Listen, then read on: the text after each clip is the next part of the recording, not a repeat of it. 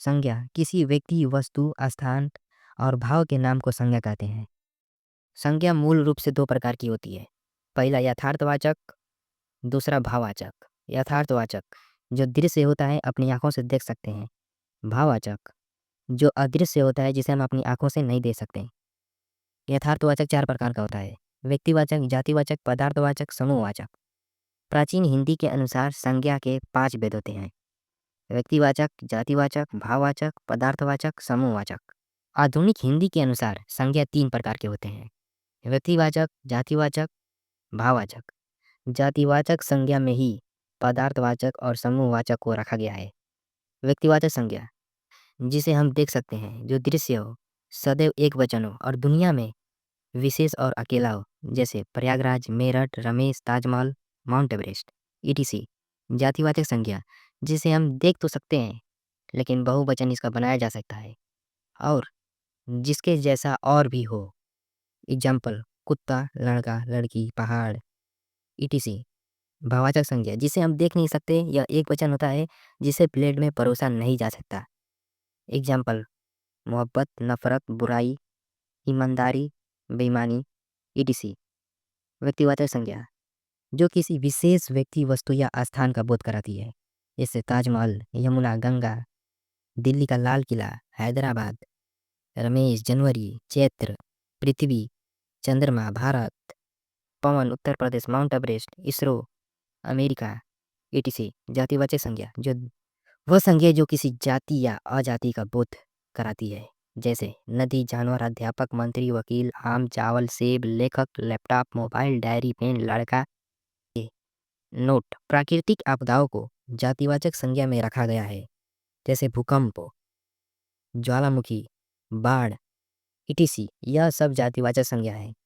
तीसरा, भाववाचक संज्ञा वह संज्ञा जो भाव, गुण, दोष अथवा आदि को दर्शाता है, जैसे खुशी, ईमानदारी, दुखी, परिश्रम, उदासी, अच्छाई, प्रेम, प्यास, क्रोध, भूख, बुराई, बेईमानी, पौढ़ावस्था, बुढ़ापा, यौवन, बुढ़ापा, बचपन, सजावट, बनावट, वीरता, गुस्सा, क्रोध, साहस, गरीबी, जवानी, दूरी, पढ़ाई, मोहब्बत, मिठास।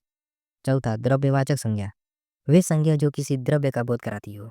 द्रव्य का मतलब केवल लिक्विड वाली चीज़ नहीं, द्रव्य का मतलब लिक्विड वाली भी चीज़ ही, और जैसे ठोस पदार्थ भी, मतलब खनिज, जैसे पीने के पानी की चीज़ें, तेल, पानी, दूध, घी, खनिज और धातुएं, लोहा, सोना, चांदी। और द्रव्यवाचक संज्ञा की गिनती नहीं हो सकती। पांचवा, समूहवाचक संज्ञा जो एक समूह का बोध कराए और जिनकी गिनती की जा सके, जैसे व्यक्तियों के समूह, भीड़, संगठन, गिरोह, सभा, परिवार, ढाल, कक्षा, संसद, पुलिस, आर्मी, सेना, ईटीसी। भाववाचक संज्ञा का निर्माण भाववाचक संज्ञा का निर्माण 5 प्रकार से होता है। पहला, विशेषण से, दूसरा, क्रिया से, तीसरा, जातिवाचक संज्ञा से, चौथा, सर्वनाम से, पांचवा, अव्यय से।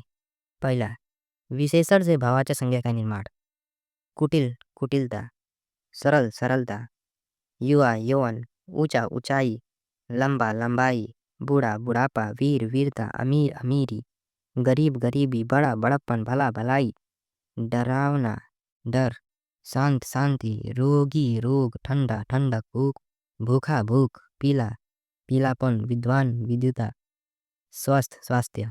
दूसरा, जातिवाचक संज्ञा से भाववाचक संज्ञा का निर्माण: इंसान का इंसानियत, पुरुष का पुरुषत्व, स्त्री का स्त्रीत्व, माता का मातृत्व, पिता का पितृत्व, बच्चा का बचपन, तपस्वी का तप या फिर तपस्या, आदमी का आदमियत, घर का घरेलू, डाकू का डकैती, ठग का ठगी, दोस्त का दोस्ती, शिशु का सेवल, ब्रह्मचारी का ब्रह्मचर्य, चिकित्सक का चिकित्सा। तीसरा, क्रिया से भाववाचक संज्ञा का निर्माण: उड़ना का उड़ान, उभरना का उभार, गड़गड़ाना का गड़गड़ाहट, हंसना का हंसी, दौड़ना का दौड़, सोचना का सोच, फैलना का फैलाव, बनाना का बनावट, सजना का सजावट, मिलना का मिलावट, गाना का गान, चमकना का चमक, जागना का जागरण, झुकना का झुकाव, थकना का थकान, चुनना का चुनाव, खेलना का खेल, बांटना का बंटवारा।